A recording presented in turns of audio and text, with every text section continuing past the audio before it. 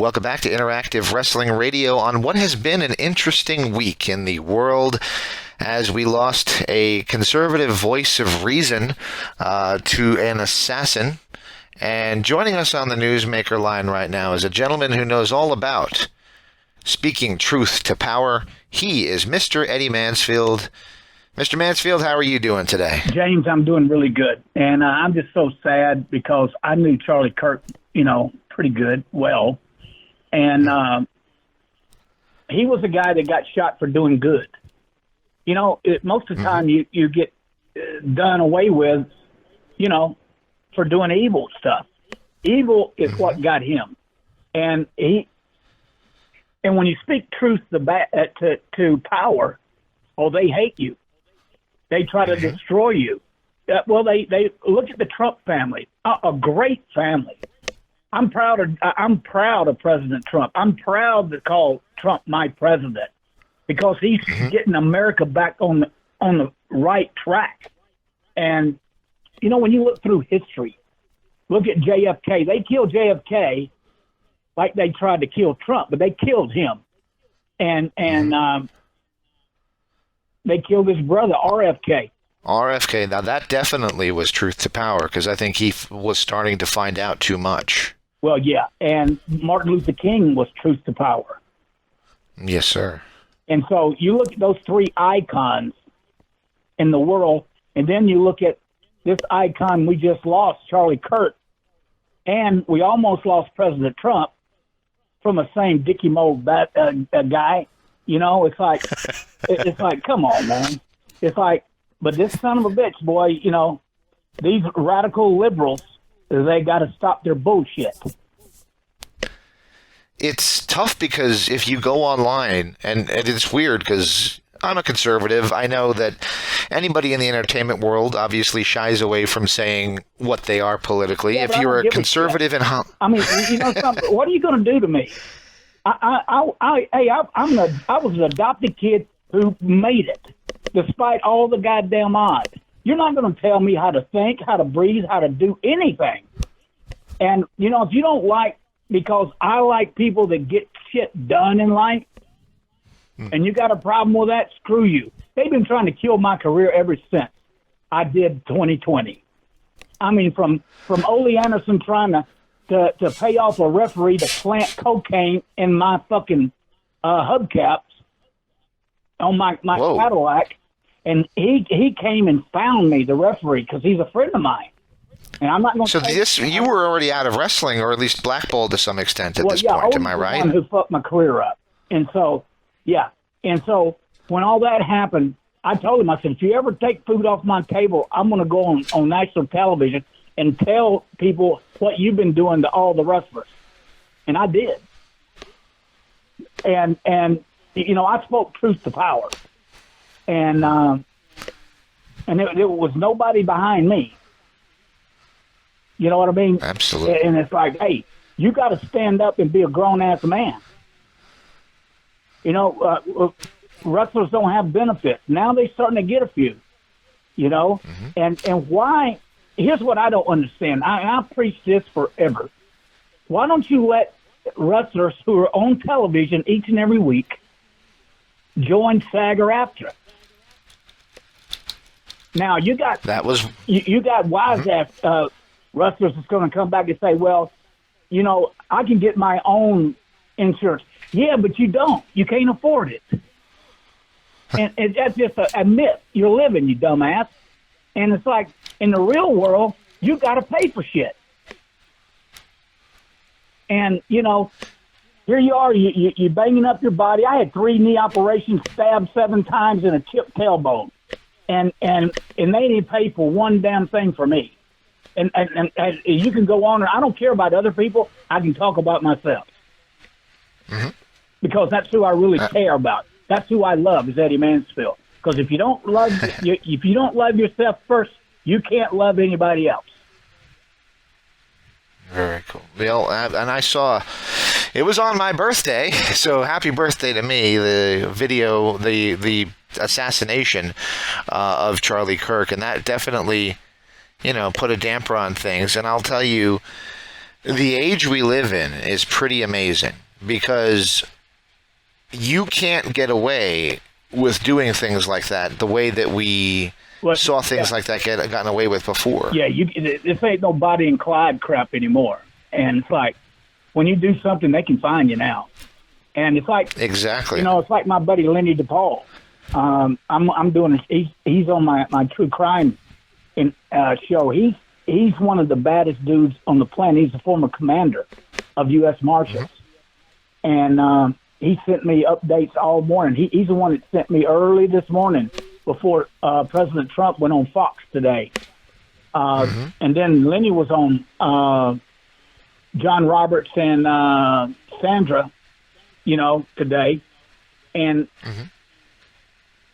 but you got guys still in the government, like with the Secret Service. You got a lot of good cops, but it only takes a few to run all of it.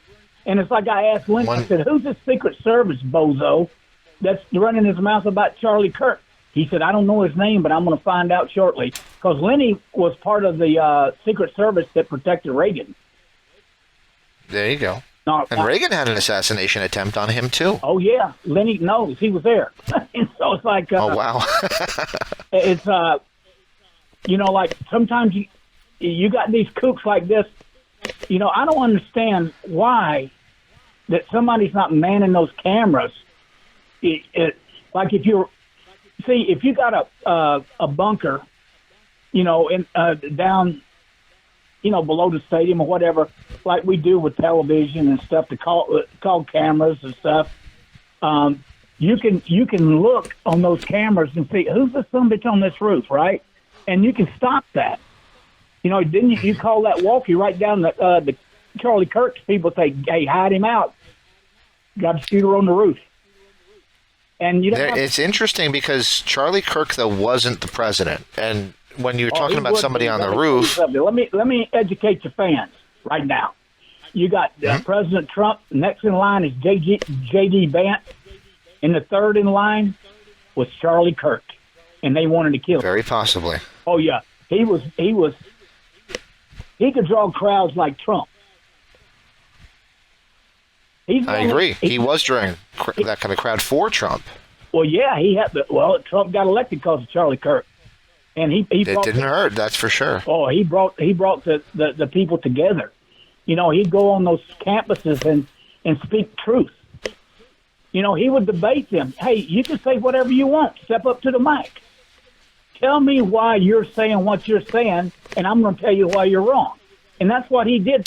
That's what this country was built on. It is. The free exchange of ideas, the freedom of speech. And I've seen it in the wrestling world. I saw Ava, which is The Rock's daughter, and she posted, if you wanted people to say nice things about you when you die, you should have been nice when you were alive. And I'm thinking, if Charlie Kirk were alive and saw that quote, instead of screaming and shouting and yelling at her, he would want to talk to her about why she felt that way. And it's such a shame and a senseless... It is a tragedy. This is a horrible moment. It's a political assassination committed by the deep state Democrats. And that's exactly what it is. And now the redneck nation's going to have to rise up, guns, everything. And, hey, you can't put up with the bullshit anymore. The game's over, pal. The next people that need to be getting shot are somebody on the liberal end. It's like, what was that Omar, that old bitch out of Minnesota? Ilha Omar, yeah. Let me tell you something. If I was President Trump, I'd revoke her citizenship and send her back to that Somalia piece of shit country she came from. You know, you don't ever say that about Americans. You're lucky you're American, man. She came over Absolutely. here and screwed her brother to get in the United States and telling all these lies about Charlie Kirk. Charlie Kirk was one of the greatest guys you're ever going to meet in your life. Right, and comparing him to George Floyd offends me on so many levels, and I'm not going to... about a bullshit deal was that racist horse shit with George Floyd. You talk about a bunch of fucking thugs that got a whole bunch of money given to them. Look at that Black Lives Matter. They couldn't even get along, man. That Black Lives Matter was a hoax. It was all bullshit. And what did they do with the money? All the money that was raised, they went and they bought mansions in Canada and things like that. They didn't give any money to the communities that needed it. And they thought they were celebrities in L.A. with other people's money, see? OPMs, I call them. And then you got Trump. He's got, the cops and the National Guard going into these traditionally black crime neighborhoods. And if they're black crime neighborhoods, it's black on black crime. So he's saving black lives. So if we're supposed to believe Black Lives Matter... Let me tell you something. Those liberal dickheads are dumb. They don't want him to do anything. They want this country to be destroyed. Why? Do you want to destroy the greatest country that God ever made? I mean, why? Well, if people are listening to me, if you vote Democrat, get the hell out of fucking America, man. Because they don't like America. They hate us. And all of us God-fearing, red-blooded Americans have worked hard for what we've got. And all these thugs come up and say, rah, rah, rah, racist, black. But kiss my ass, man. And it's like, I'm not giving you any money. That guy was all doped up by George Floyd. It's like, I don't care. He probably deserved it. You want to talk about Charlie Kirk? Well, I'm going to talk about George Floyd. He deserved it. He got his comeuppance. So, and all you hang-ons got rich. Well, what also bothered me about the George Floyd thing was the hypocrisy of COVID, which was going on at the time. Well, that's the biggest swerve that's ever pulled on the damn America by that. I agree with you. I agree with you on that. But that Fauci shit. Hey, that's the guy, along with this cat that they just arrested today.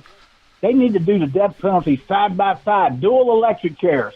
Let's see if we can do two at one time. Boom, and light this little ass up because he's a murderer. Yeah, the COVID was no good. But what I was going to say was we got to see everybody gather for his funeral on TV. Meanwhile, high school kids that were going to graduate weren't granted a graduation because you couldn't gather.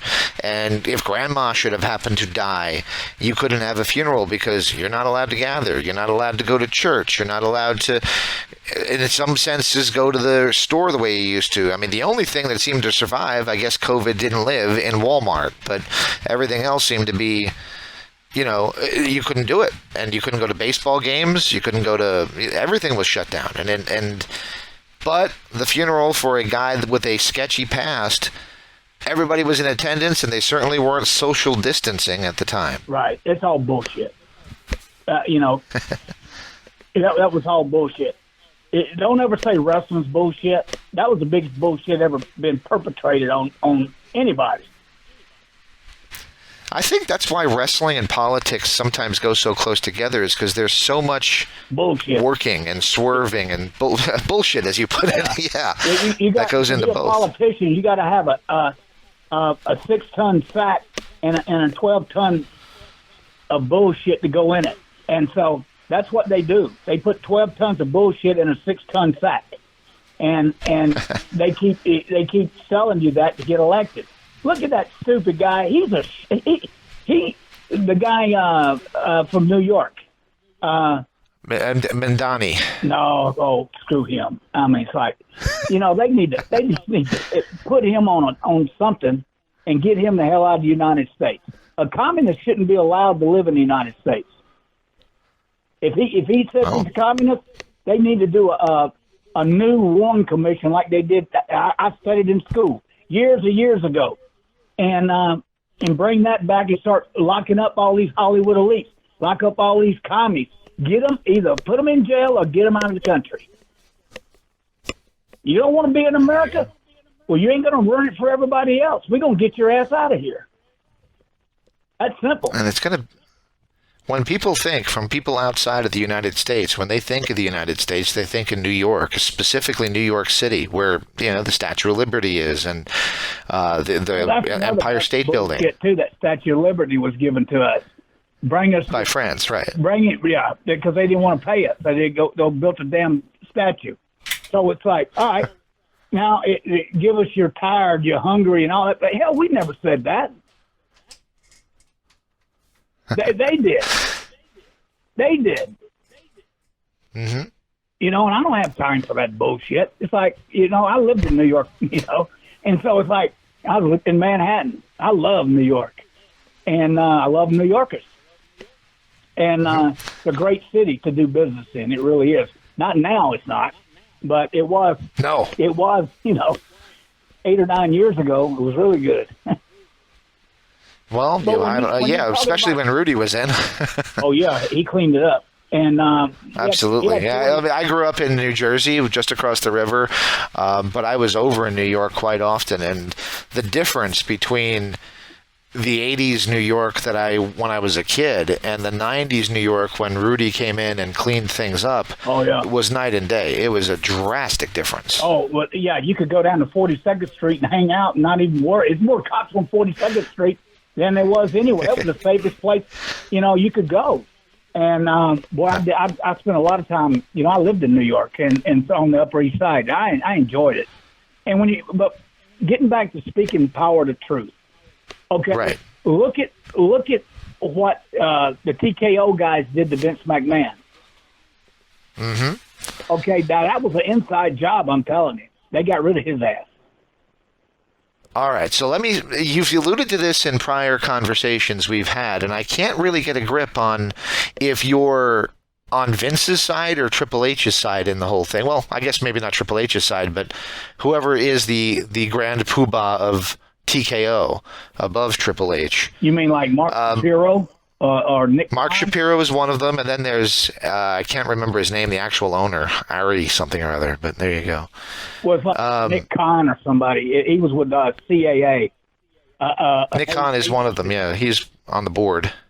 Well, anyway, I'm just saying that they shafted Vince out of his company and run him off. I mean, he got a couple $1 billion, but still, he did the deals already for billions of dollars. Mm-hmm. I mean, he had 3 deals: Fox, NBC, and Saudi Arabia was all $1 billion deals. He's the one that put that WWE on the map was Vince McMahon, not TKO. Absolutely. TKO is going to kill the WWE. They're going to they're going to outprice their tickets and outprice the wrestling fans because they can't afford that kind of money. So I went to WrestleMania 10, which was in Madison Square Garden, as a fan. Right. And I had an okay seat. It wasn't front row. It wasn't in the back. It was, I think it cost me about $80 in 1994 money. If you made it in today's money, maybe you're talking $150. That might be a reasonable comparison with inflation. I just was reading the stats on not even a pay-per-view. It is Raw that's going to happen in Madison Square Garden. Tickets range from $800 to $3,000. That's ridiculous. How do you take a family? Well, how do you take a family? If you got say a dad with 2 kids, that's $9,000. That's you can't. They don't do that. Right? One thing about Vince McMahon, he knew his fan base, and he got money from the fans, from merchandise, all this other, and the ticket sales. But he kept it where the money kept flowing all the time. He didn't price himself out. I can remember, you probably remember too, like with the early WrestleManias. I mean, when you got $200 or $300 tickets, people didn't know what the hell that was. That was crazy numbers. Exactly. Yeah, now look at it. It's like they go. What's going to happen is they're not UFC. Is they're professional wrestling, and you can't mix the fan base because they're separate fans. And I'm just saying that if you price yourself out, you can see the WWE take a tank. But they're gonna kill AEW before they take a tank. So as a promoter who ran wrestling shows, when you see what's going to happen this Sunday, where AEW had a pay-per-view scheduled and WWE decided, well, we're going to run a pay-per-view the exact same night. Yep. Is that, I mean, my wife always says to me, it's not illegal. It's just kind of dirty. Hey, look, what do you think of it? Is that well, AEW deserves everything they get. I mean, if that Tony Khan would hire me to run that company, I'd blow that damn AEW up. I mean, I'd make it the greatest show on in the world. And I know how to do it. I know how to get the guys in and the girls to draw. I mean, he's got like a washed up B and C team. You see what I mean? When you look at his stars, they don't look like stars. You know, a lot of them don't. A lot of them look. I'm physically larger than the majority of their roster, and I'm not a very big guy. I'm like 5'8" and about 200 pounds. Well, and when I heard this, James, and I'm a purist. I'm a diehard. I believe in gimmicks. I believe in cowboys and Indians and all that shit.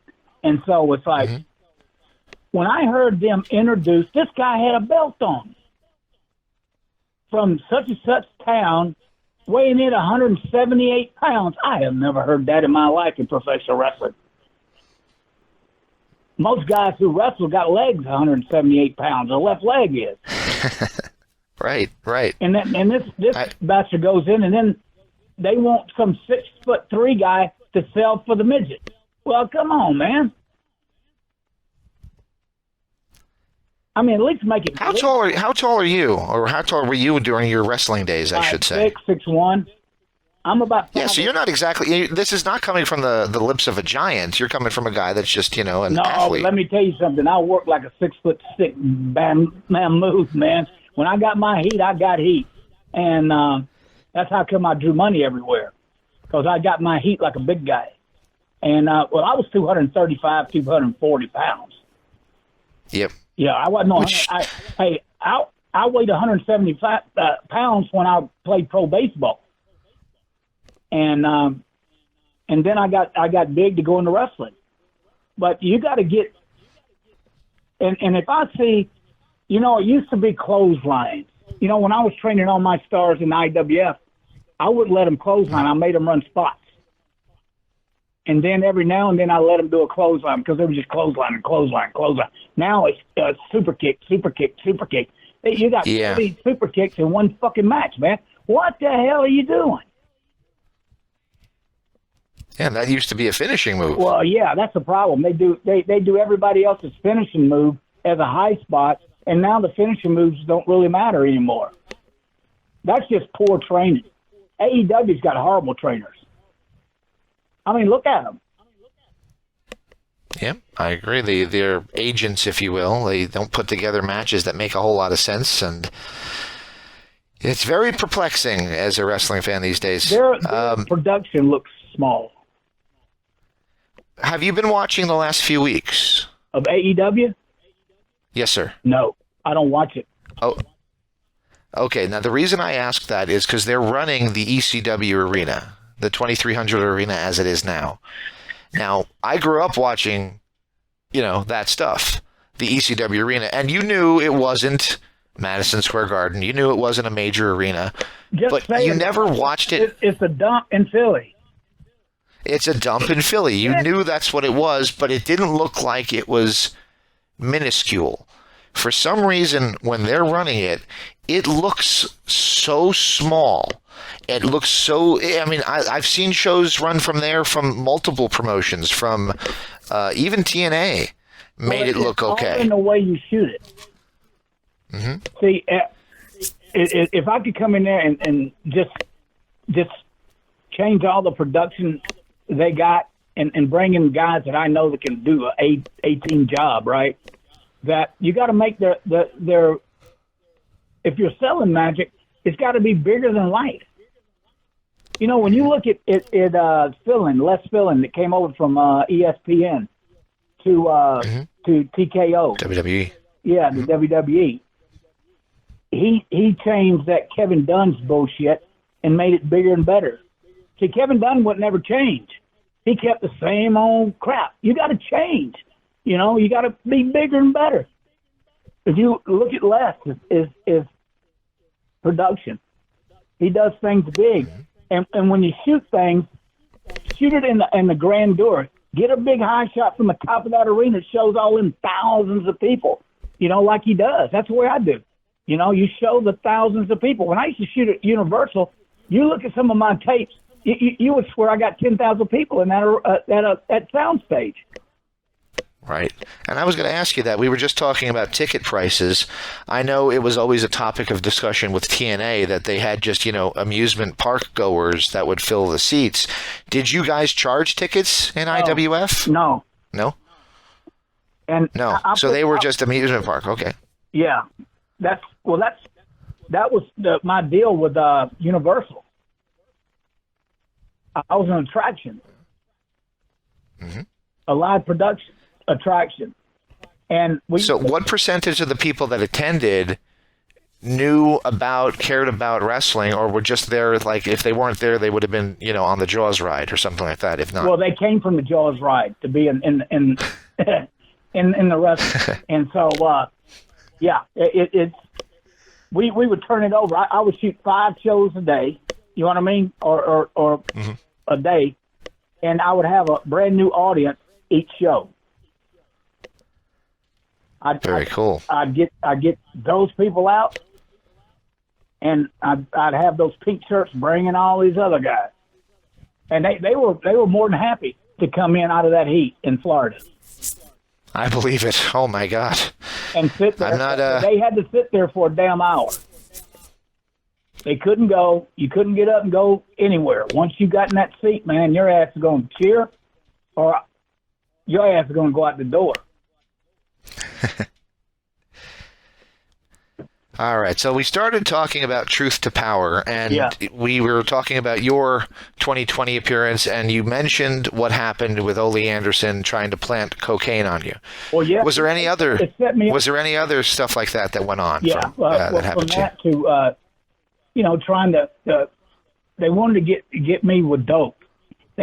Ole tried to get me with dope. Him and Ralph Freed out of Georgia, they tried to set me up, and they just wasn't smart enough. I had enough friends in the wrestling business that came and told me, and it just so happened he was trying to get the referee that I helped get in the business to plant coke in my car. Oh man! And he came to me. I was out eating at a restaurant, and with a friend of mine, and he came and said, "Ed, can I talk to you, man?" I said, "Sure, sit down." He said, "I want to talk to you by yourself." I said, I'm fine with him. He's read all about the bullshit. And so it's like, anyway, that's when he told me. I said, no kidding. Oh.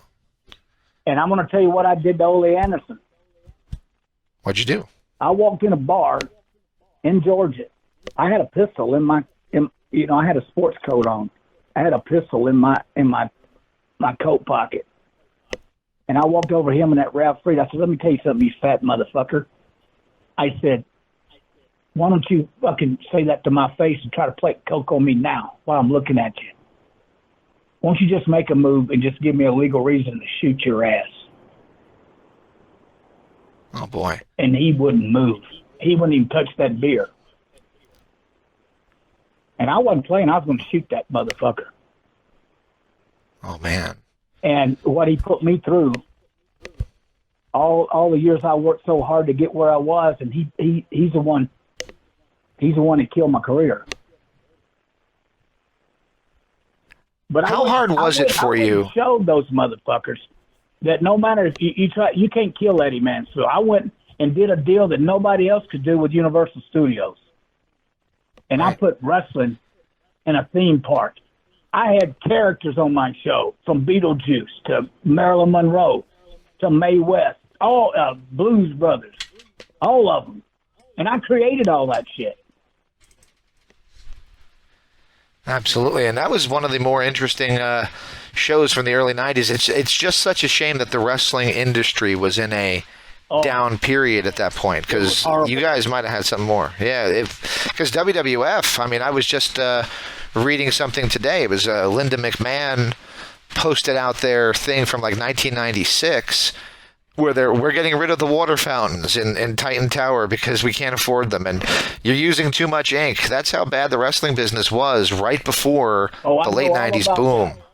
It's right. Yeah, exactly. So you had bad timing when it came to starting a promotion. Well, yeah, I did. But I went on the history of the business, right? And in the history of business, the lull was only like 6 months.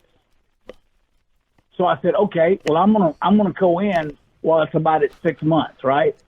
And so that's when I came from New York to Florida then to do the deal, right? And so I got it, and we started. I started training the guys, and I trained them how to work in a house show, and I taught them how to talk on television, do promos, and how to work in a television match. See, what they're doing on television now, and they do it now because they're paid. The promoters don't care if the matches are 10 minutes. They got to fill time. See, that's a bought. That's like a bought show. Plus, they're getting paid from the arena sales and merchandise. So it's a win-win. And so all they do is make matches longer now because they got to fill those 3-hour time blocks. But that's not the way wrestling is set up. Wrestling is a lot better when you do matches for 3:30, 4 minutes, and then you shoot your angle and bam, do your promos and, keep it moving. But so now you're seeing house show matches worked on TV as television matches, which was never that way. The problem with it as well is if you see a match and they do every move you could ever imagine, what's left to do for the next match? Well, that's because they just do more of the same stuff. What yeah, exactly. They're doing, that lucha libre bullshit, and it's like that's what it looks like.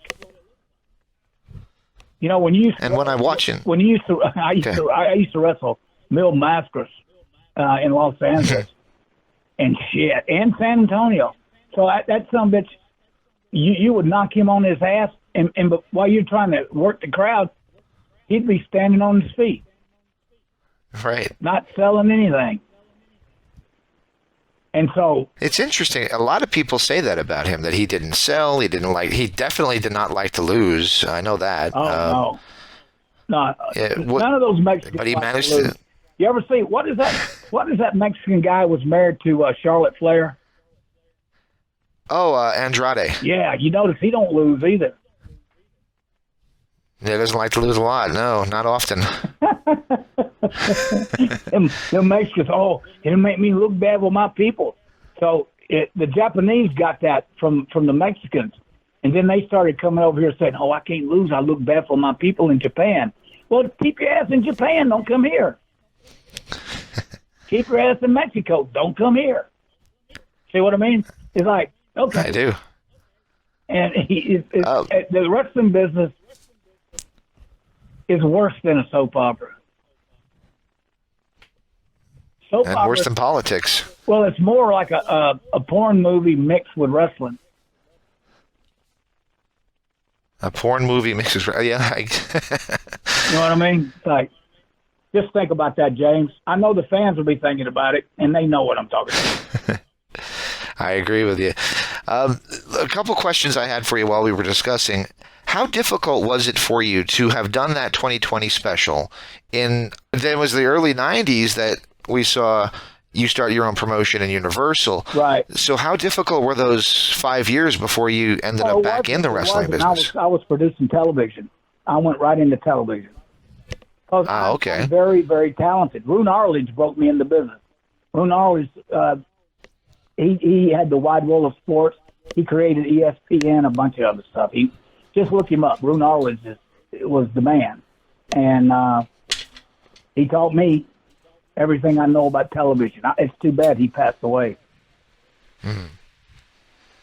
All right. Well, like I said to you, you sent me a message talking about Truth to Power. It was the right thing to do to come on and talk about it. Did you have anything else that you wanted to talk about for right now? Like any of your projects? All my projects are doing really well. And I'll come on and give you some inside scoop real soon.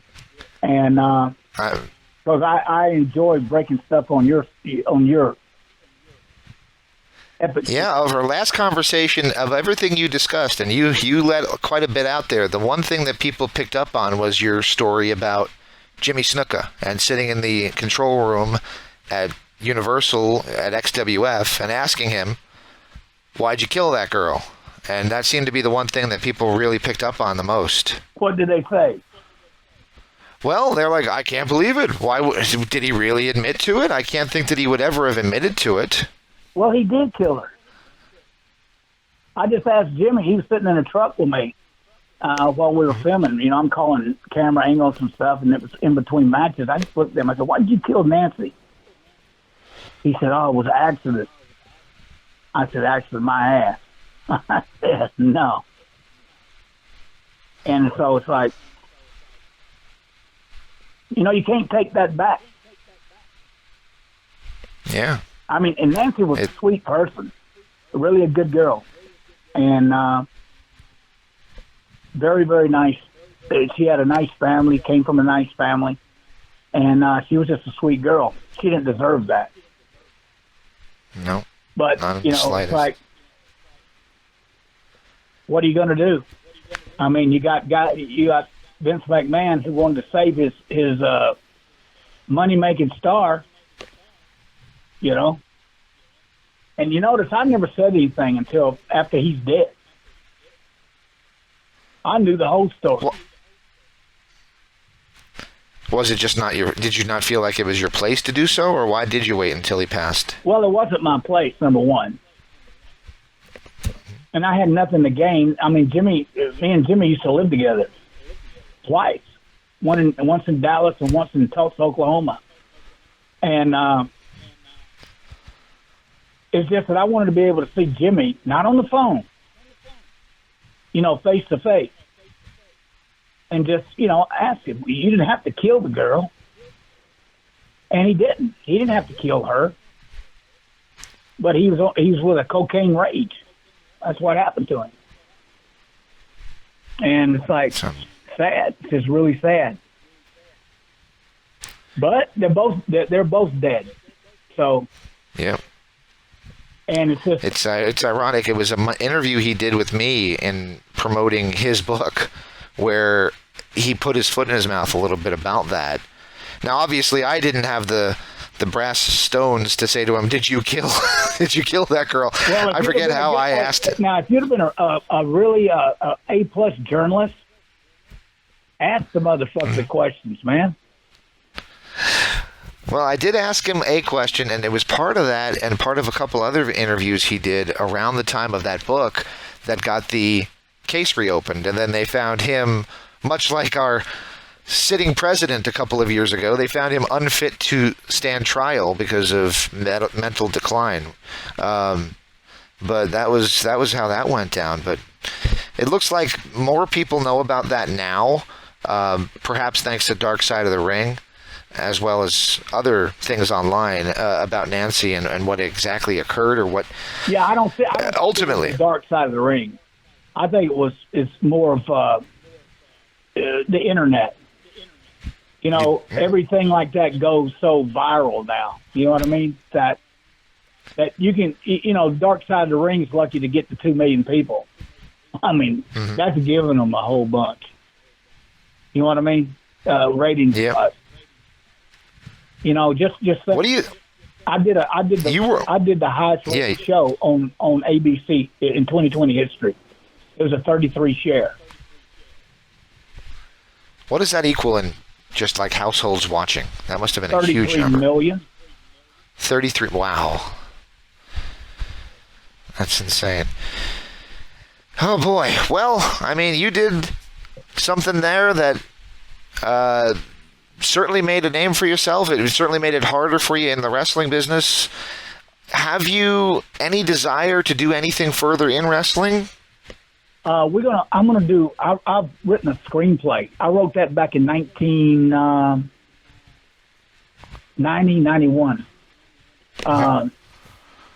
And I'm having that made. I'm gonna have that. See, I can't star in it anymore. I can't take the bumps anymore. I just won't take the bumps anymore. So like, anyway, but I'll get a good person to star in it, and it'll be a hell of a movie. And it's like when I bring that book out, it's gonna really, just tell it like it is, kind of. I'm not here to win win friends and influence people. I don't give a fuck. Hey, I'm just damn good at what I do, and I work hard at it, and I treat people like I'd like to be treated. And I'm not going to kiss your ass. I never did. I never was an ass kisser, and I'm just not going to start now. And so, when you look at certain things in the business, okay, I made Vince McMahon tap out. When I shine the light on a scum business of professional wrestling. Mm-hmm. They used to run seedy-ass arenas, and it was just like the promoters were like a bunch of fat rats in a junkyard, and I put a big beam of light on their ass and said, "Wake up, rat man."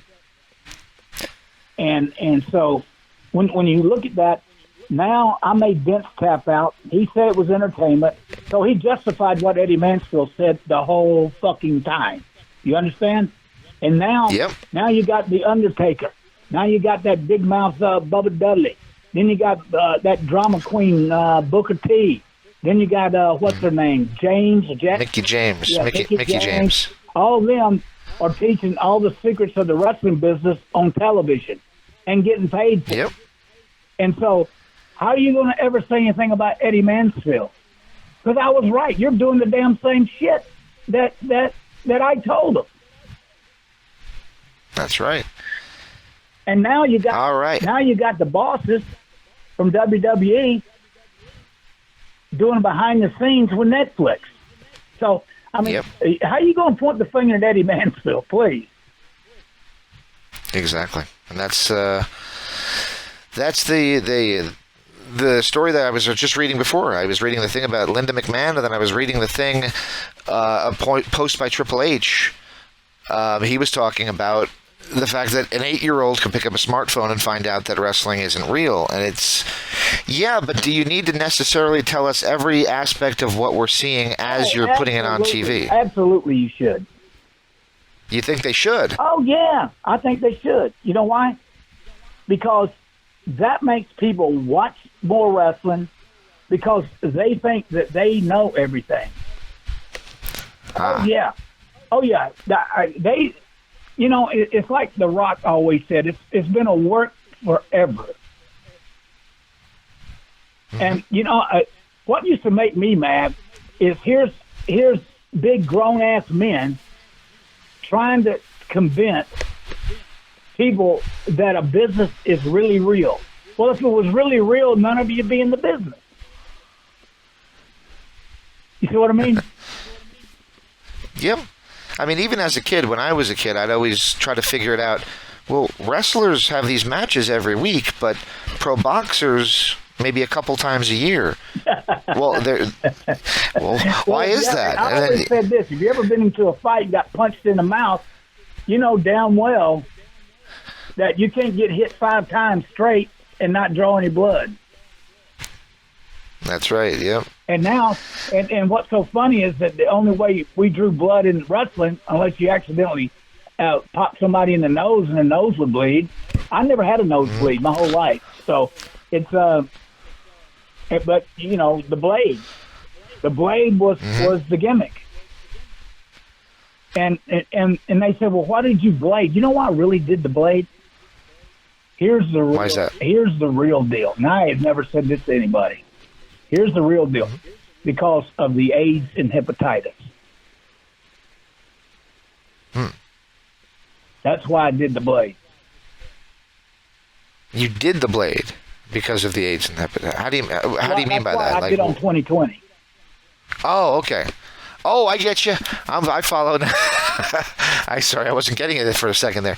So that was because AIDS was brand new just in the 80s, and nobody knew about it. No, they didn't. Yeah. And when you go ahead. When you look at it, you go say, well, why did Eddy Mansfield? Well, I told him, I said, red turns to green, and that's what it did. When you used to juice, red would turn to green. That's the truth. You draw more money, with blood. But the problem is you had so many nasty-ass wrestlers, that had hepatitis. They had all kind of shit. And you didn't know what they had. You didn't know what whore they've been sleeping with or what. You know what I mean? And it's like, right. It is what it is. And I used to hate that.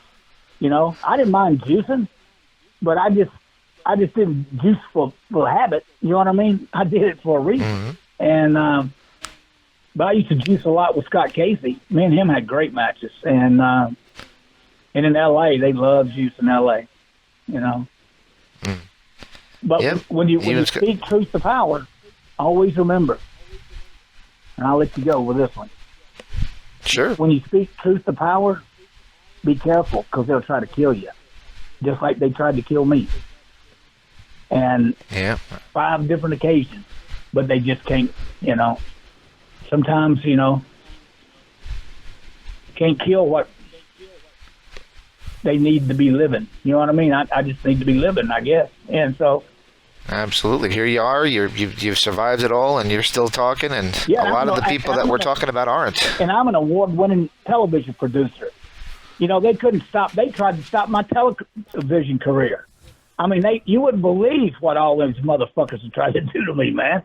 But you're going to hear it real soon. You're going to read about it, because I'm going to put it. I put it down where everybody can read the true story, and I didn't pull any punches.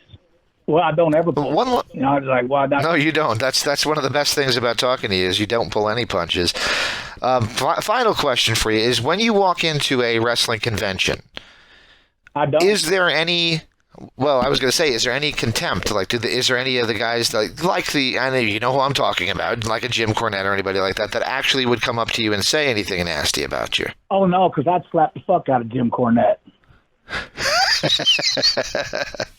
I'd pay to see that, actually. Well, if you ever came up to me anywhere and said thing to me, you could see it then. So it's like, no, I mean, the guys are really nice to me.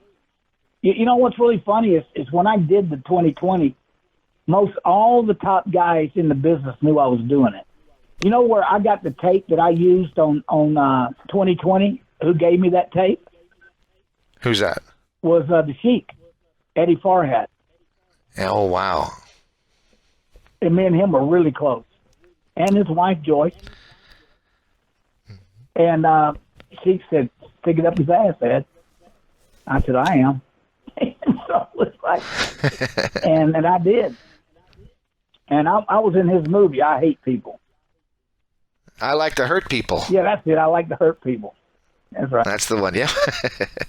I've seen that one. That's a good one.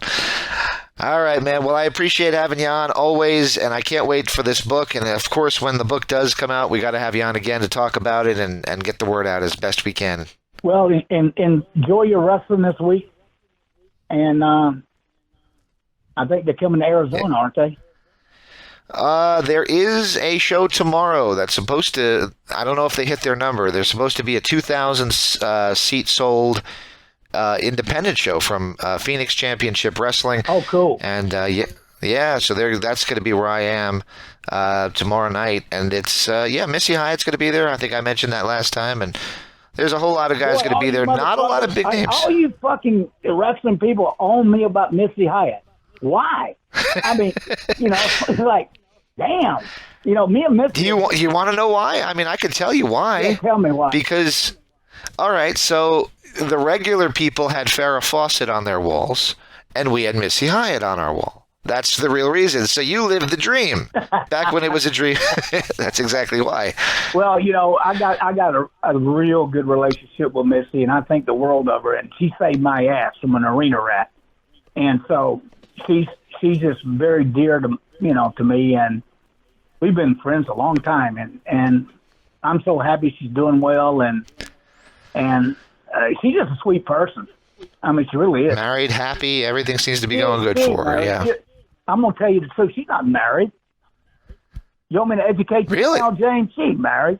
You could. She's never. Oh, sure. Hey, when you see her on Saturday night, walk up to Missy and say, "Eddie told me to tell you you're not married, are you?" And she'll tell you, "I'm not ever getting married again, James." I know she was married a few times, but I don't remember 4. Who to. 4 times. Okay. 4 times. Well, maybe it's kayfabe, but she's got a guy named Matthew Robles, who is. That's her boyfriend. Ah, there you go. Yeah, Matthew's a good dude. He is a very good dude, very much like-minded politically as well. So, very, very nice guy. No, Matthew's a good dude. He's a nice guy, and so I think you'll have a good time at that show. Who's working there besides Missy? Not many stars, to be honest with you. The guy who runs it is a guy named Dom Vitale, and he trains the guys at his school. And he basically has his trained stars work the shows. And he is very much in line with my line of thinking of wrestling. And he is very good at it. He's got a sign on his wall when you go into the gym that says, "If you slap your leg, you're out of my gym." He's very old school minded. He books it like an old school territory. Just very smart with how he presents his show. It's very good, yeah, and it's working because, like I said, the independents that I used to go to, they'd have the one big star and then a whole lot of the trainee guys. It's fine to have a star. Now you talk about a stars being misused.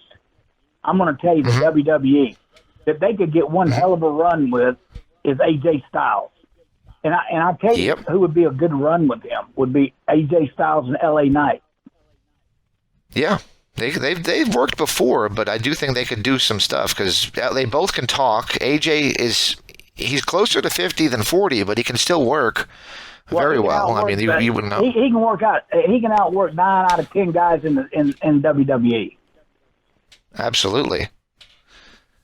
And so, it's crazy to think he's almost 50, but we're all getting old. I don't know what happened. It's all of a sudden. Well, you know what my mother told me, James? Because I always wanted to be 21. And she said, "Eddie, don't you ever want to get older." She said, "Let me tell you something. You'll hit 21 and you'll hit 30 so quick you won't even know what hit you." And she was so right. And I told her one time, I said, when you chastise me for wanting to get old, hell, you were right. Them years just fly by. It's like they do.